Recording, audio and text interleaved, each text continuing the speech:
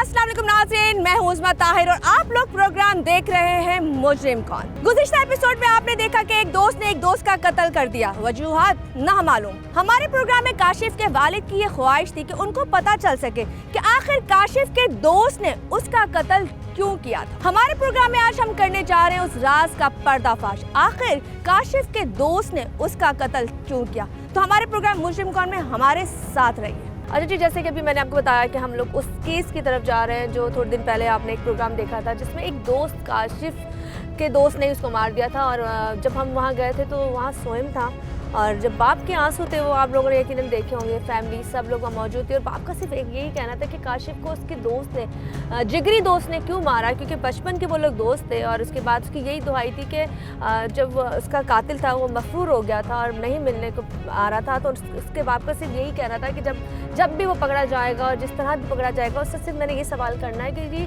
आखिर मेरे बेटे ने ऐसा क्या किया था जिसकी वजह से तुमने उसको मारा। हम लोग समझते हैं कि जो कोई जुर्म करता है तो शायद वो पकड़ा नहीं जाता और शायद उनकी रस्सी बड़ी ढीली होती है, ढीली ज़रूर होती है, लेकिन अल्लाह पाक कहता है ना कि अगर आप कोई गुनाह करते हो तो उस रस्सी को मैं खींचता ज़रूर हूँ। अल्लाह पाक ने कभी भी आपने नहीं सुना होगा किसी ने जुल्म किया वो जुल्म से बचाओ।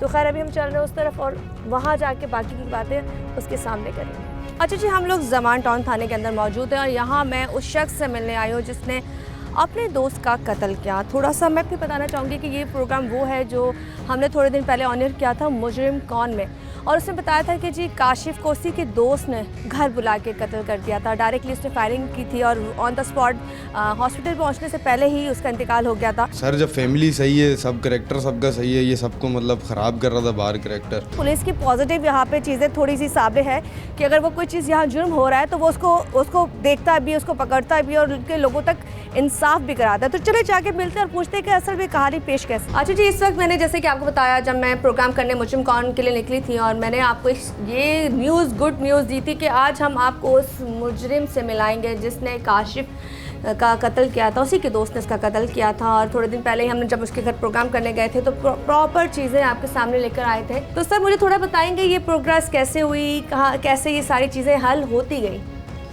मैडम जैसे ये 8 तारीख का वक़्त हुआ था तकरीबन 2 बजे, ये अपने दोस्त को इसने जब कत्ल किया था गुलफराज ने काशिफ को। ये बचपन के दोस्त थे, एक ही इलाके के थे, लेकिन ये बाद में जो है कि ये दुबई चला गया था। दुबई से ये तकरीबन 20-25 दिन पहले आया था। ठीक है। तो ये वहाँ से डिपोर्ट हुआ था, कोई कामकाज वगैरह वहाँ इसने छोड़ दिया था दुबई में इसके बाप ने फिर इसको यहाँ भेजा था। तो यहाँ ये है कि इसकी जो है यहाँ भी इसको कोई जॉब वगैरह नहीं थी। अच्छा, जॉबलेस था। और पहले उसकी क्या बीवी भी बाहर थी दुबई में? उसकी बीवी भी साथ थी? बीवी उसकी थी साथ, लेकिन वो 4-5 महीने पहले वापस आ गई थी क्योंकि ये वहाँ जॉबलेस हो गया था, कोई अपनी जो है सही एक्टिविटी इसकी नहीं थी। ठीक है। नशे वशे में लत में लग गया था, तो वहाँ से फिर बाप ने इसको वापस अभी किया था। ठीक है। तो बीवी इसकी पहले आ गई थी 4-5 महीने, वो भाइयों के पास रह रही थी। अच्छा। यहाँ भेटाइयाबाद में इनका आबाई जो है घर था जिसमें ये वापस आके अभी रह रहा था। ठीक है। अच्छा, मुझे ये बताएं जब ये चीज़ें हुई थी और आपको पता चला था, जब हम पहला आपके पास हम शो कर रहे थे उस वक्त आपने कहा था जी इसको ट्रेस आउट कर लिया जाएगा, तो किस बिहाफ पे ट्रेस आउट किया, किस तरह से पता चला ये पंजाब में? देखिए ये इसकी टेक्निकल जितनी भी हमने CTR वगैरह ली, हमने इसकी जो IME रन करवाई, इसकी मोबाइल की, इसकी बीवी की और इसके जो फिर रिश्तेदार थी कि इसने यहाँ से जाके मोबाइल अपना जो है ना फेंक दिया था। उसके बाद इसने जो है इसकी बीवी वहाँ पंजाब पहुँच गई। अच्छा, बीवी, लेकिन ये जब घर से गया था तो बीवी को लेके क्या था ना? नहीं, ये बीवी को खुद लेके नहीं गया था, बीवी इसके बाद निकली थी। अच्छा। कुएं के बाद यानी कि इकट्ठे थे, लेकिन ये अलग गया था मोटरसाइकिल पे और बीवी इसकी बाद जो है घर छोड़ के गई थी। ठीक है। ठीक है। वो भी डायरेक्ट उसकी माँ दी हरिपुर वगैरह में। तो ये तो इसकी बीवी ने भी इसके खिलाफ कोई दिया, बताया कि जी ये ऐसा हुआ है या इसने किया है? क्योंकि होता ये है ना कि अगर वो सही औरत है तो वो बताएगी कि जी मेरे मियाँ का मसला है, डिफॉल्टर है या मर्डर किया है इसमें। देखिए अभी तक हमारा बीवी से कोई रब्ता नहीं हुआ है, सच हमारा कोई डायरेक्ट रब्ता नहीं हुआ है बीवी से, अभी तक हमने उसका बयान नहीं दिया है। लेकिन ये कि इसकी बातें थी कि भाई ये कि वो मुख्तलिफ बातें कर रहा है, गलत जो भी होता है। वो भी इस तरह के यानी कि चीज़ें। तो लेकिन सर वो- अभी रिमांड उसका ले लिया गया है क्योंकि 2 दिन से आपकी कस्टडी में वो यहाँ पे जी, मौजूद है। 5 दिन का रिमांड लिया है। और बड़ी इसमें अच्छी बात ये थी कि हमने वो अलाए कत्ल जो पिस्टल था जिससे उसने फायर करके गुलफराज का कत्ल किया था, वो हमने पिस्टल भी उसके घर से बरामद कर लिया। अच्छा, इसी घर से जहाँ से वो इसी गया था? घर से, जिस घर में इसने कत्ल करने के बाद अंदर गया था, हाँ। इसने वहाँ जाके इसने पिस्टल छुपाया था हाँ। और उसको जो है फिर मुकफ़ल करके जो है ये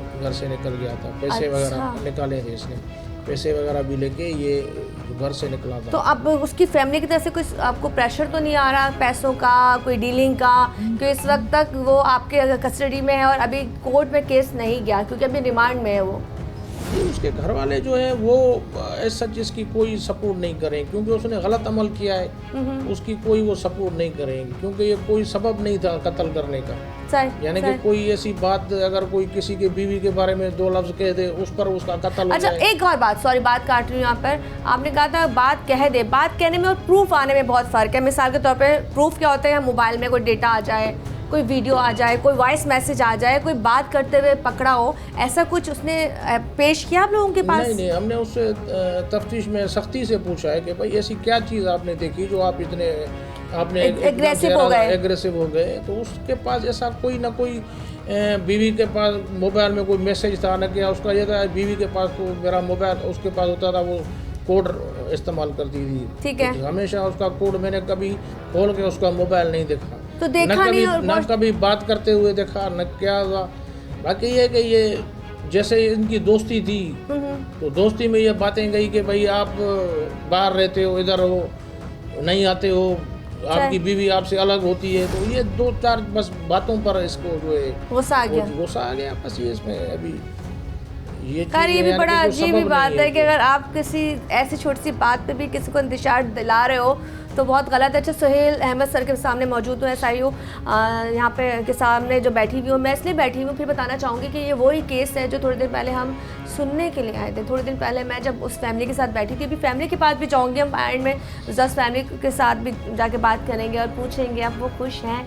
खुश तो खैर नहीं होंगे इस लिहाज से क्योंकि बेटा खोया, लेकिन इस लिहाज से खुश है कि जी उसके बेटे को जिसने मारा है वो पकड़ा गया है। ब्रेक के बाद जब ब्रेक से हम वापस आएंगे तो हम उस सफाक शख्स को आपको दिखाएंगे जिसने अपने दोस्त का किया कत्ल, लेकिन वजूहात क्या थी? ब्रेक के बाद।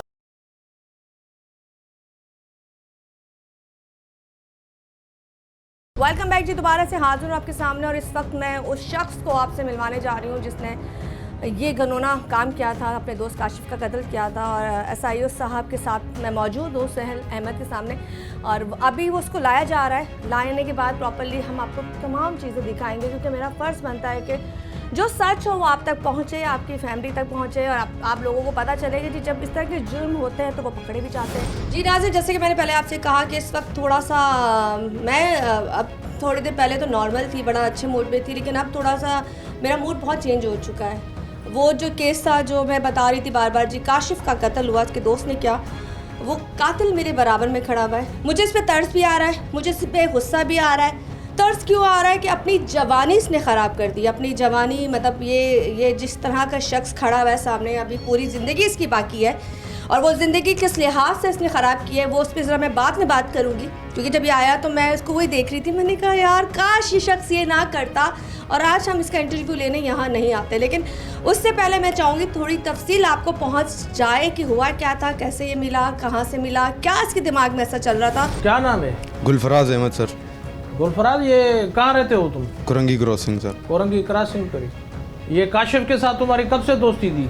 सर 8-9 महीने हो गए, 8-9 महीने हो गए। तो फिर 8-9 महीने में क्या ऐसा मसला हुआ कि तुमने जो है इसका कत्ल कर दिया, कत्ल कर दिया? क्या ऐसा मसला हुआ? कब से तुम यहाँ आए थे? पहले कहाँ रहते थे, काम क्या करते थे? मैं सर दुबई में होता हूँ, वहाँ पे जॉब करता था, छुट्टी है।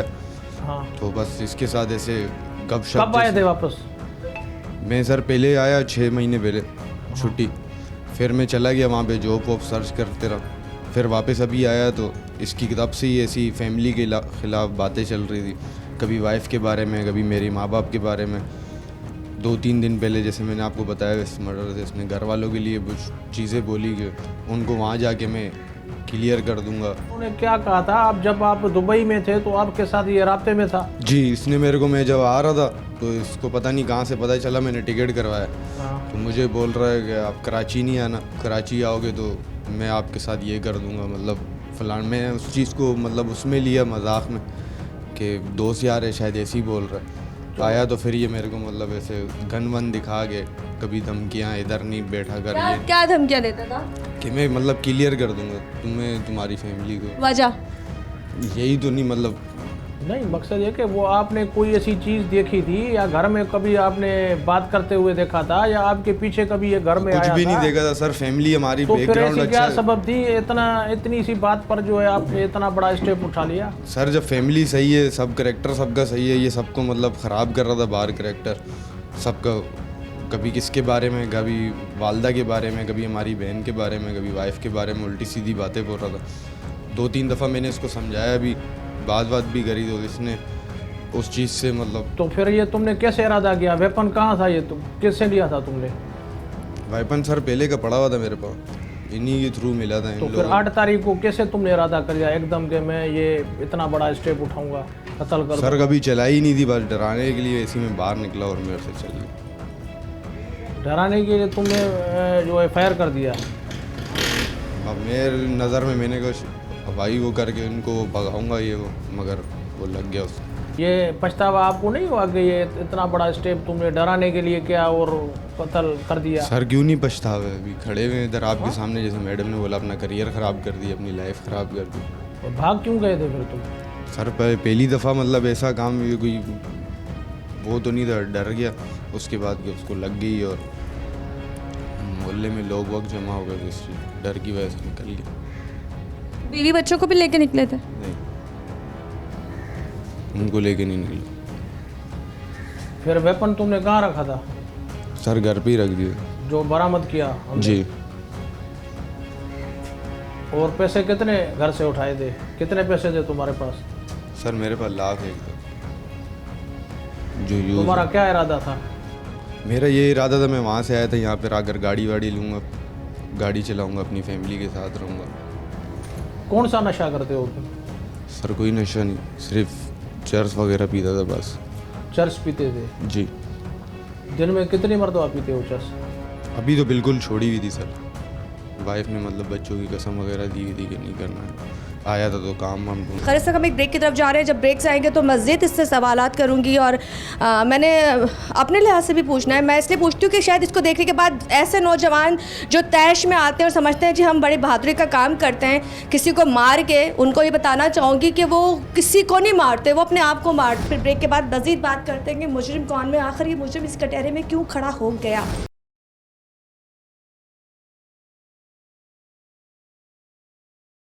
वेलकम बैक जी, दोबारा से हाजिर प्रोग्राम मुजरिम कौन के साथ। और इस वक्त आपने काफ़ी हद तक प्रोग्राम देख लिया होगा और आपको पता भी चल गया होगा कि आज जो एक सानिया हुआ था काशिफ के साथ, वो कैसे हुआ था। काशिफ का बाप माफ़ करे ना करे, पहले हम इससे पूछते हैं इसका नाम, इसकी दोस्ती। जो सर ने सवालात किए ना, मैं थोड़ा वहीं से आती हूँ जी। अब थोड़ा सा मुझे तुम बताओ नाम। गुलफराज अहमद। गुलफराज अहमद। गुलफराज, तुमने कहा तुम्हारी 9 महीने पुरानी दोस्ती थी। बकौल उनके वालिद के ये दोस्ती बहुत पुरानी थी। मतलब मैं बाहर होता था, छुट्टी आता था तो। बाहर नहीं, स्कूल ज़माने? स्कूल ज़माने से, मतलब वो सामने जहाँ मेरा स्कूल था इनके वहाँ घर था। उठना बैठना, मतलब गैदरिंग जो थी वो भी मतलब खुद अब शुरू हुई थी गैदरिंग जो थी। मतलब ये कि तुम स्कूल के ज़माने से काशिफ को जानते थे। पहला झूठ ये तुमने बोला कि तुम्हारी दोस्ती 9 महीने पुरानी थी, तुम्हारी दोस्ती बचपन से थी। तुम उनके वालिद को अब्बू बोलते थे? जी। अब्बू बोलते थे? जी। क्यों बोलते थे? मतलब उनके साथ अच्छा, जितने भी हैं ये हमारे घर की, मतलब वही, मैं इनको भी उनकी जगह रिस्पेक्ट देते हो ना, देते हो, अब्बू बोलते हो। अब्बू को क्यों नहीं बताया तुम्हारा बेटा मेरे साथ ये करता है? मतलब ये चीज़ें वो अच्छा नहीं लग रहा था मुझे उनसे कुछ भी शेयर करते हुए। मैं इस चीज़ को इग्नोर कर रहा था कि ये शायद मेरे को नहीं, किसी महफिल में ऐसे कहता है। मतलब मुझे तुम्हारी बातों की जवाब पे हंसी आ रही है। इसको शर्म आ रही थी उसके बाप को बताते हुए कि जी शेयर करते हुए, क्योंकि ये भी इनसे बड़े हैं तो इज्जत कर रहा था। तुमने कत्ल कर दिया पर तुम उसके बाप की इज्जत करते रह गए। ये तुमने सही किया? नहीं, मैंने तो सही नहीं किया इस चीज़। तुम्हें बताना चाहिए था ना उनको।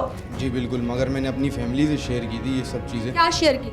कि भाई इस टाइप का लड़का है जो मतलब फैमिली के बारे में, हमारे बारे में, हमारे ख़ानदान के बारे में उल्टी सीधी चीज़ें बोल रहा है। अब आप तो जब तुम्हारी दोस्ती इतनी पुरानी थी, तुम बचपन से उसके साथ खेल रहे थे, देख रहे थे, फिर तुम्हारी दोस्ती स्ट्रांग हो गई, तुम्हारी दोस्ती अच्छी हो गई, साथ उठना बैठना खाना था, तुमने दोस्ती ख़त्म क्यों नहीं?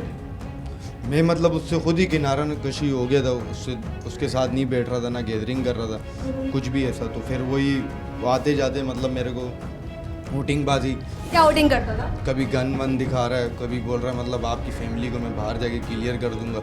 आप फैमिली को क्लियर किस सेंस में कर दूंगा? तुम्हारी फैमिली का अल्लाह ना करे कौन सा ऐप उसने देख लिया था जो क्लियर करेगा? यही तो चीज़ें थी जो मैं उससे पूछ रहा था, मतलब क्या ऐसा है जो उसके जहन में भी चल रहा है। मेरे तो बात की बात है उससे, मैं तो यहाँ पर आता था छुट्टी गुजारने अपनी वेकेशन पे।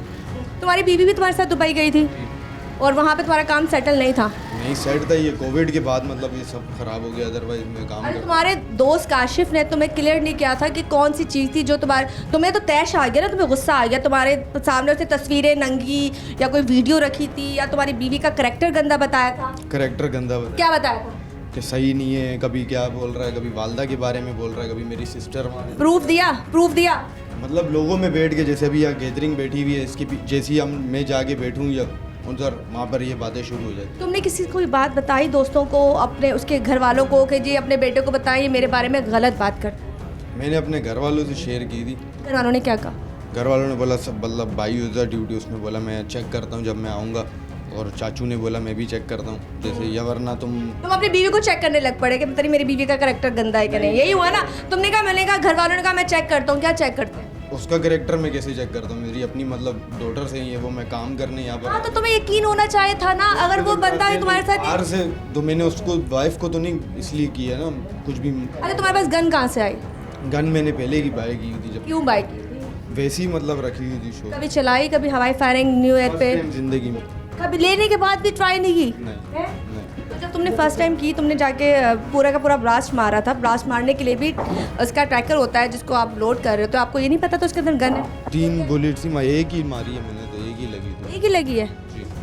चलिए जी, तो इसका 3 बेस्ट गोलियां है। फायर हुई हैं तुम्हारी पिस्टल से, जिसमें से उसको एक गोली लगी जो उसकी सांस की नाली में लगा है, और वहाँ से उसका जो कह रहे हैं जो ब्लीडिंग ज़्यादा होने की वजह से उसकी वजह से उसका इंतकाल हुआ है। अब मुझे सिर्फ ये बता दो, जो तुम्हें इतना बड़ा घनौना तुमने जो काम कर दिया, तुमने बीवी की, माँ की, सब की बातें सुन ली, तुम उससे बेहतर ये था उससे दोस्ती ख़त्म करते, उससे बेहतर ये था कि उसको ब्लॉक करते, या ये बेहतर था ये जो तुमने आज हथकड़ियाँ हाथ में पहनी वो बेहतर था? नहीं, जो आप बोल रही वही बेटर था उससे, मगर मैंने किनारा कशी भी कर ली थी, मगर वो फिर भी आते जाते जैसे गली से आना जाना। तुम्हारे पीछे क्यों पड़ा था? क्या तुम्हारा आशिक था जो तुम्हारे पीछे पड़ा था कि जी घर वालों को मार दो तो मैंने तुम्हारे साथ रहना है? ये तो मुझे वही नज़र आ रहा है जैसे कोई मोहब्बत आपस में करते हैं तो आप लोगों को एक दूसरे के साथ रहना होता है, जिसकी वजह से आपको होता है कि जी नहीं यार इसकी फैमिली हमारे लिए प्रॉब्लम है। तुम्हें पता है इस मर्डर के बाद तुम्हारी ज़िंदगी पे क्या असर आने वाला है? अभी आगे काफ़ी चेंजिंग है मैडम। क्या चेंजिंग? बहुत फुल लाइफ, पूरी लाइफ चेंज होगी। क्या? 2 दिन से अच्छा तुम पकड़े कैसे गए? तुमने खुद तुम्हारे अंदर ये थोड़ा सा आया या तुम्हें हुआ कि नहीं मैं बच नहीं सकता, अल्लाह की जो रस्सी होती है? बिल्कुल यही बात है। क्या? यही बात, कब तक मतलब भागेंगे, कब तक करूँगा? कानून है, हर चीज़ है, कभी ना कभी तो हाथ में आना है, और कोई ऐसा काम तो किया नहीं था मैंने जिससे मैं भागता रहता और मैं बच जाता।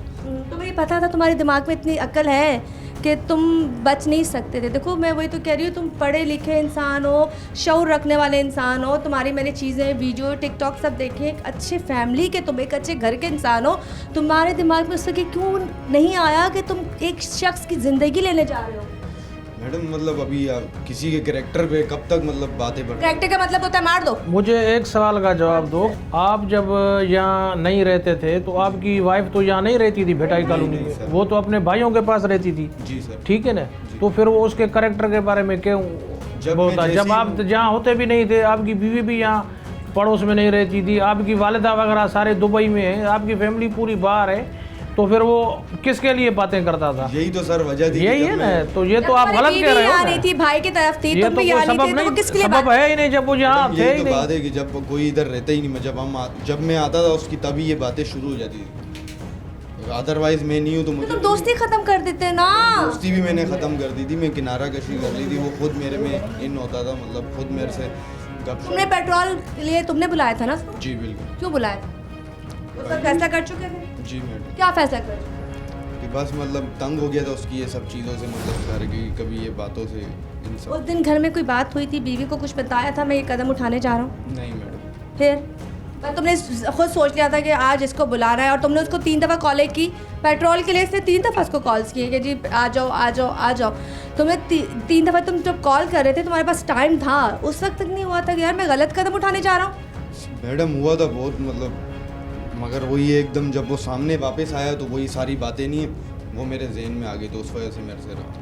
हाँ यार, कितना मैं कहती हूँ प्यारे तरीके से ही आपको बता रहा है कि जब वो सामने आया तो सारी बातें मेरे सामने आ गई। इस वक्त मैं जब ये प्रोग्राम कर रही हूँ, मैं आपको सही बताऊँ बाखुदा मुझे बिल्कुल भी खुशी नहीं हो रही। मुझे खुशी इसलिए नहीं हो रही कि यार ये मैंने बड़ा कारनामा किया, कारनामा अंजाम तो इन लोगों ने दिया है जिन्होंने इसको अरेस्ट किया है, और बाकी काम अदालतें करेंगी जब ये जाएगा और इसका जो ये जुर्म है वो साबित होगा, क्योंकि अभी ये मुजरिम नहीं बना, अभी फ़िलहाल कोर्ट में ज़रूर चला गया। लेकिन बात हुई आती है अब इसको उसकी फैमिली माफ़ करती है तो ही बचत हो सकती है, उसके बहन भाई माफ़ करते हैं तो ही बचत हो सकती है। अदरवाइज तुम्हें पता है 302 सबसे भयानक। मैं थोड़े दिन पहले गई थी जब वहाँ पे जेल, और मुझे वहाँ फांसी घाट लेके गाया गया, और मैंने जाके जब वहाँ की अज़ियत और वो देखी जो 302 के लोगों को, और जो वहाँ कैदी थे जो रोज़ जीते और मरते हैं, तुमने सोचा है अगर तुम्हें कोई सपोर्ट नहीं करेगा 302 की दफ़ा तुम पे लगती है? बस मैडम तुमने सोचा है फांसी, वो जो अज़ियत है, वो जो लटकाया जाता है, वो अज़ियत तुम सोचते हो तुम्हारे साथ वो शुरू हो चुकी है? जी बिल्कुल, अंदर लेटा हुआ होता हूँ यही थिंकिंग कर रहा था। मतलब क्या मतलब तुम्हारी बीवी मिलने आई, बच्चे मिलने आए, तुम्हें मिलाने लाए? कोई भी नहीं आया। क्यों नहीं आए? उनको तो आना चाहिए ना, तुमने उनके लिए मारा है। तुम्हारा तो जज्बा ये था मेरी बीवी पे, बहन पे कत्ल कर रहा था, मेरी बीवी पे हाथ रख रहा था, फिर वो बीवी क्यों नहीं आई तुमसे मिलने? क्योंकि उसको भी पता था कि तुम गलत हो। हैं? बात हुई है तुम्हारे जीवन की साथी, तुम्हारे बच्चे उसमें से पैदा हुए, पर वो तुम्हें मिलने नहीं आए। इसका मतलब ये था कि तुम रॉन्ग थे। अगर तुम यही हरकत करते, घर छोड़ देते, दोस्ती छोड़ देते, मोहल्ला छोड़ देते, तो आज अपने ख़ानदान के साथ तुम हंसी बसी रह रहे होते। तुम्हारी वो माँ, तुम्हारा बाप, तुम्हारा भाई, तुम्हारे बच्चे, तुम्हारी बीवी तुमसे मिलने नहीं आई। इसका मतलब ये कि तुम रॉन्ग थे। अच्छा, तुम्हारी सोच क्या आती है? तुम्हारी बीवी नहीं आई, बच्चे नहीं आए, फैमिली नहीं आई, तुम्हें कौन सपोर्ट करेगा? अभी फ्यूचर ख़त्म, बस अभी अल्लाह से आगे माफ़ी मांग सकते हैं। कोई तुम्हें वकील किया है तुम्हारी फैमिली ने? नहीं मैडम, अभी तक कोई भी नहीं। कोई नहीं किया, कोई नहीं किया। तुम्हारी बीवी, तुम चाहते नहीं हो तुम्हारी फैमिली तुमसे आके मिले? चाहता हूँ, मगर अभी ये जो माहौल बना हुआ है इसमें कैसे आगे। रोना नहीं आता? मैं तो तुम्हारी स्टोरी सुनाते हुए रो रही हूँ। मैं तुम्हारी स्टोरी सुनाते हुए रो रही हूँ। मुझे तकलीफ़ है तुम्हारे साथ ये कि उसकी फैमिली को तो खैर इंसाफ मिल ही जाएगा जिसके साथ ये हुआ है, लेकिन उसकी बातों में आके अगर इसने तुमने ये सब कुछ किया है तो तुमने बहुत गलत काम किया। कोई मैसेज जाते जाते जो देना चाहो? देखो, हो सकता है मेरी तुम्हारी से कल मुलाकात हो और तुम बच जाओ, और फिर कल हमें बताना कि कोई था या उनकी फैमिली को मुझ पे तरस आ गया या कुछ भी हो गया। अल्लाह करे ऐसा हो कि मैं सिस्टर इस वक्त मैं आज़ाद हो गया और मैंने तौबा कर ली है गुनाह से, मैंने तौबा कर ली है उस चीज़ से जो मैंने की थी। लेकिन अभी तुम उनकी फैमिली के लिए, उसके लिए कोई मैसेज देना चाहते हो जो तुमने गुनाह किया है? जी बस मैं शर्मिंदा हूँ अपनी गलती पे, और जो मैंने कानून हाथ में लिया उससे बेहतर था कि वो सारी बातें लेके मैं इधर आता, सर से शेयर करता पहली, और ये सब आज मैं इधर नहीं होता। अब तुम पछताते हो अपने इस गुनाह से? जी बिल्कुल। और क्या मैसेज दोगे कि गुस्से में आके कभी भी काम ना किया जाए? नहीं बिल्कुल, ये इदारे हैं, इनके पास आना चाहिए, और ऐसा कदम कभी भी नहीं उठाना चाहिए कि जिससे आपकी फैमिली परेशानी में हो और आपका भी करियर ख़राब हो। चलो जी, इस वक्त मैं यहाँ से ब्रेक की तरफ जाऊँगी और मैं फिर बताऊँगी। इस वक्त मैं उस शख्स के साथ मौजूद हूँ जहाँ पर पूरा जो पहले हमने एपिसोड किया था काशिफ के फैमिली के साथ, और यहाँ पर ये अपना गुनाह भी मानता है और कहता है कि जी मुझे तकलीफ़ है कि जो मैंने किया है, क्योंकि मेरी फैमिली नहीं मिलने आई, मेरी बीवी नहीं मिलने आई, मेरे बच्चे नहीं मिलने आए, दोस्त पुराने थे, बचपन से थे, अटैचमेंट ज़्यादा हो गई, गन पहले से थी, चलानी नहीं आती थी मेरे भाई को, सब कुछ आता था। बात वही आती है जो गुस्सा होता है ना, वो बुरी चीज़ है। ये वो चीज़ थी जहाँ मैं आपको शुरू से बता रही थी कि आज का प्रोग्राम हम वो प्रोग्राम आपके पास ला रहे हैं जहाँ पर वो शख्स जिसने ये गुनाह किया था वो पकड़ा गया, और इस वक्त यहाँ कटहरे में भी है, अदालत के कटहरे में भी हो गया, और खुदा के कटहरे में तो 24 घंटे रहेगा, क्योंकि अगर ये बरी भी हो जाता है 302 की उसमें से निकल भी जाता है, फांसी से निकल जाता है, तब भी अगर इसको उम्र कैद हो जाती है, तो मैंने उम्र कैद वाले कैदियों का हाल भी देखा है कि पूरी ज़िंदगी वहाँ ये चक्कियाँ रगड़ते हुए, खाने पकाते हुए, रोटियाँ पकाते हुए और वहाँ पे जो वो काम कर रहे होते हैं, रह रहे होते हैं, और उस वक्त वो फिर ये कह रहे होते हैं काश ये हम ना करते। और एक छोटे से ब्रेक की तरफ जा रही हूँ, जब ब्रेक से आऊँगी तो मज़ीद आप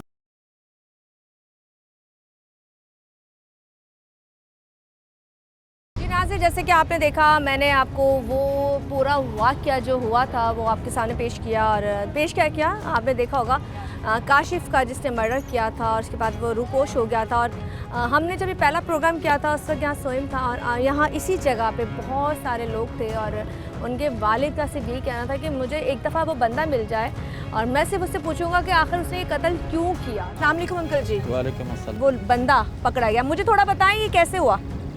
बस ये जो है ना सब दोस्तों की दुआ है, और आपके चैनल के जो आपसे पहले चैनल आए सब ने अपने तरफ से ये आवाज़ पाकिस्तान के हर कोने तक पहुंचाया कि काशिफ के साथ जो है इंतहाई धोखा और उसको जो है ना बेदर्दी से कत्ल किया। क्योंकि वो तो ये नहीं समझ रहा था कि मेरे को कत्ल के लिए बुला रहे, वो तो पेट्रोल के लिए बुलाया ना कि मेरे मोटरसाइकिल में पेट्रोल नहीं है, मेरे लिए पेट्रोल ले आओ। ठीक है। और मैं ख़ास तौर पर जो है ना SSP ज़मान टाउन, DSP ज़मान टाउन, SHO साहब, SIO IO साहब, इन्होंने इतना मेहनत और कोशिश किया कि उनका नतीजा जो है ना आज आप सबके सामने है। तो मैं अल्लाह पाक का बहुत शुक्रगुजार हूँ कि मेरे बेटे की कातिल जो है गिरफ्तार हुआ। शुक्र अल्हम्दुलिल्लाह। और इतने लोग दुआ करते, ये सब उनकी दुआ की वजह से हुआ। ठीक है अंकल, मुझे एक बात बताएं, जब वो गिरफ्तार हुआ था, जब ये पता चला कि जी वो पंजाब से उसको अरेस्ट किया गया और वो फिर यहाँ आया, नहीं ये हमें इल्म नहीं है कि उसको कहाँ से वो किया है, गिरफ्तार किया है। लेकिन ये रात को गए थे और मेरे को जो है ना जब पता चला, जब उसको थाने में पहुँचाया। अच्छा। हाँ, मेरे को ये इल्म नहीं है इसको कहाँ से गिरफ्तार किया, लेकिन इसने पहले एक वीडियो दिया था, उस वीडियो में इसने कहा कि मैं गिरफ्तारी देने के लिए आ रहा। और पुलिस वाले ने कहा ये झूठ बोल रहा था, ये दोबारा भाग गया था, गिरफ्तारी नहीं दी थी। तो फिर ये जो है इनको किस तरह खबर हुई ये पुलिस वाले को पता है। और SSP साहब का मैं बड़ा एहसानमंद हूँ कि उन्होंने रात की तारीकी में 2-3 बजे के टाइम में अपनी टीम को जो है ना उठाया और फ़ौरन उन्होंने कार्रवाई करके बिल्कुल वो कामयाबी हो गई है, शुक्र अल्हम्दुलिल्लाह। और जो हारून साहब है IO SIO साहब है, इन्होंने जो है ना बड़ा दिलेरी का मुजाहिरा किया, मैं उनका इंतहाई मशहूर हूँ। अच्छा, मैं आपसे एक बड़ा दिल दुखा देने वाली सवाल करना चाहती हूँ। आपने जब फर्स्ट टाइम अपने बेटे के कातिल को देखा, जी आपके दिल में क्या आया? आपके बेटे का कातिल जब आपके सामने आया, आप गए होंगे उसको देखने के लिए, सबसे पहले आपकी फीलिंग क्या थी उसके लिए? असल में मैं जो है ना जब से वो गिरफ्तार हुआ तो मैं रात को गया था मिलने के लिए, लेकिन वो उस टाइम कुछ और भी केसेस थे और बहुत सारे लोग खड़े थे, तो इसलिए IO साहब ने मेरे को कहा कि इस टाइम जो है ना हमारे पास टाइम नहीं है, आप आज के लिए बोला कि आज आ जाओ, आपसे मिला दूंगा जरूर। अच्छा, आप अभी तक उससे नहीं मिले? अभी नहीं मिला, मेरा बेटा उससे मिला और बरादरी के लोग मिले हैं, लेकिन वो उल्टा सीधे बात कर रहे हैं और कहते कि मैं जो है ना जो कुछ किया मैं उसको शर्मिंदा हुई। शर्मिंदगी से कुछ नहीं होता, कुछ नहीं होता। और ये DSP साहब ने जब FIR पढ़ा ना ये वाकया से 2 दिन पहले, गिरफ्तारी से पहले, तो उसने मेरे को ये कहा कि आप यकीन करो कि ये FIR जो ऐसा है कि ये सज़ा से कभी नहीं बच सकते। अच्छा, इसको सज़ा ज़रूर मिलेगी। तो मैं उसके दफ्तर से बड़े मुतमईन हो गया। ये मतलब आपका दिल मुतमईन था कि आपकी दुआएं रायगा नहीं जाने? क्योंकि SHO साहब भी मौजूद था, IO साहब भी था, SIO साहब भी थी, ये 4 होते। और DSP साहब ने उनको कहा कि जैसा ये बोलते हैं ना, इनके साथ जो है भरपूर ताउन किया जाए, जहाँ मेरा ज़रूरत हो तो मैं भी तैयार। क्योंकि आज जब मैं उस शख्स से मिल के आई हूँ, उसका कहना यह है कि जी मैंने तैश में आके कर लिया, मैं फायर करने नहीं गया था। जी, जहाँ वो झूठ बोलता है, क्योंकि हर मुलजिम जब गिरफ्तार होते वो इस तरह मुख्तलिफ हरबे इस्तेमाल करते जो उसको वकील ने सिखाए थे। जब 164 का बयान के लिए कोर्ट लेके गया रिमांड के लिए, तो वहाँ भी उनके साथ वकील गया था। अच्छा। और मेरे बेटे से जो है ना कि मैं राजीनामा करना चाह रहा हूँ, मैं ये करना, तो मेरे बेटे ने कहा आप दूर हो जाए अभी इस टाइम में, अभी तो पहला दिन है, अभी जो है ना राजीनामे के लिए बहुत टाइम है। सही। हाँ वो तो फिर हम बाद में सोचेंगे। मैंने यही बोला, मैंने कहा तुम्हें या तो रब के पास तुम्हारा इंसाफ है या उसके वालिद फैमिली के पास इंसाफ है, क्योंकि तुम्हें दुनिया में कोई अदालत माफ नहीं कर सकती जब तक वो तुम्हें माफ नहीं कर सकते। इंशाल्लाह। चले जी, बहुत बहुत शुक्रिया अंकल। हम आपके लिए दुआ गो हैं, अल्लाह पाक आपकी बाकी फैमिली को अपने हिफ्ज़ अमान में रखे और आपको सब्र दे और अल्लाह पाक उसको जन्नत फिरदौस के आला मकामात पे जगह दे जहाँ पर वो भी है। तो बाकी हम तमाम लोगों की तरफ से, पूरी टीम की तरफ से, अंकल जी के साथ मौजूद हूँ। पहले भी जब आई थी तो हमने इनके बहते आंसू देखे, इनके भाइयों की तकलीफ़ देखी, इनकी माँ जो इस वक्त ये पर्दा ये लोग औरतें करती हैं सामने नहीं आती, लेकिन अंकल के बिहाफ जो बात पहुंची थी कि जी इस वक्त तकलीफ में है। इनकी अम्मी बार बार आपकी अम्मी को पता चला वो कातिल पकड़ा गया है? उसको पता चला, खुश हुई? बहुत खुश हुई, बहुत खुश हुई। और वो आज मेरे छोटे भाई ने दावत किया था। अच्छा। मेरी बहन आई थी ना लाहौर से, हाँ। वो तो चली गई, दूसरी बहन मेरा गांव से आई। अच्छा। तो उनके लिए दावत किया तो अम्मी को भी ले गए। मैंने कहा इसको नहीं ले जाओ इधर, बोला नहीं ये थोड़ा सा इसका जहन फ्रेश हो जाएगा, थोड़ा जहन फ्रेश हो जाएगा, तो इस वजह से जो है ना। और वो बेचारी जो है ना नजर नहीं, वो जब सुबह मैं जाता हूँ ना, जिस तरह मेरा बेटा उसको गोद में पकड़ता था ना, दादी क्या हाल है, तो जब मैं पकड़ता तो वो आवाज़ करती थी काशिफ खान। अच्छा। काशिफ खान। तो कल मेरे से पूछे इतनी औरतें क्यों आते हैं हमारे घर में? मेरे को तो पता नहीं कभी उसका, क्योंकि 110 से 115 साल उम्र है उसका। अच्छा माशाल्लाह। हाँ, तो उसमें जो है ना कभी कभी उसका जहन काम नहीं करते। अच्छा। लेकिन जब उसका जहन काम करते ना तो फिर रोने लगती है और बद्दुआएं करती है। इतनी बद्दुआ करती है कि इंशाअल्लाह ताला उसकी बद्दुआ की वजह मतलब से। वो 115 साल की औरत है जिसको समझ में नहीं आती। कल अंकल ने उसको बताया कि औरतें क्यों आ रही हैं, तो वो यूँ अच्छा इस तरह देखिए हमारी तो औरतों की एक आदत होती है कि कोई बुरा करे तो वो रुपट्टे उठा लेती हैं या झोली उठा लेती हैं और ये कहती हैं अल्लाह जिसने इसके साथ किया। उसने वो हर वक्त वो जो है ना और कोई बात नहीं करती थी। तो अभी अब आप इस केस को देखेंगे और फिर देखें क्या होता है। इंशाल्लाह ज़रूर मैं भरपूर अपने हद तक कोशिश करूँगा और मैं जो है ना इंसाफ देने वाले जो मामला है वो अदालत है। सही, अदालत में मैं जो है ना अपना भरपूर अंदाज से अपना केस लड़ूंगा।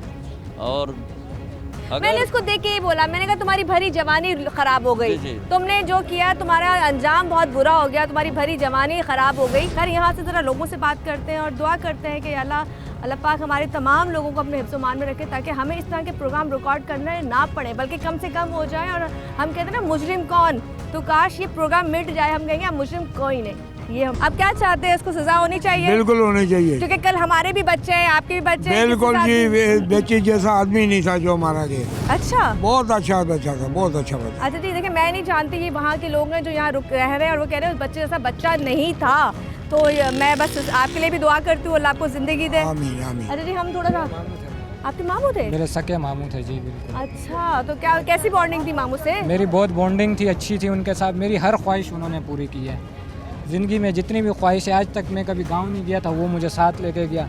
पूरा पाकिस्तान टूर उसने मुझे करवाया और उसके अलावा कभी भी मुझे पैसों की ज़रूरत कुछ भी होता था वही सबसे पहले खड़ा होता था। अच्छा। मुझे कोई यहाँ पे देख भी नहीं सकता था ये इस तरह गलत निगाह से, उसकी वजह से जुल्म कर दिया है, जुल्म किया है उसने। और हम इसकी क्या कहते हैं, यही चाहते हैं अपने हुकाम बाला से कि उसके कातिल को सजाए मौत हो। अच्छा, बिल्कुल, हम उम्र कैद नहीं चाहते, हम चाहते हैं सजाए मौत हो। चले जी, यहाँ से मैं थोड़ा सा और लोगों से बात करूँगी। अस्सलाम वालेकुम, आप यहाँ रहते हो? जी जी। अच्छा, ये जो वाक़या पेश आया उसका मुलजिम पकड़ा गया है, क्या कहोगे? और उसको फांसी होनी चाहिए। फांसी चाहिए? मैडम बात ये है, देखो ये काम हमारे पाकिस्तान में बहुत हो रहा है। बेशक।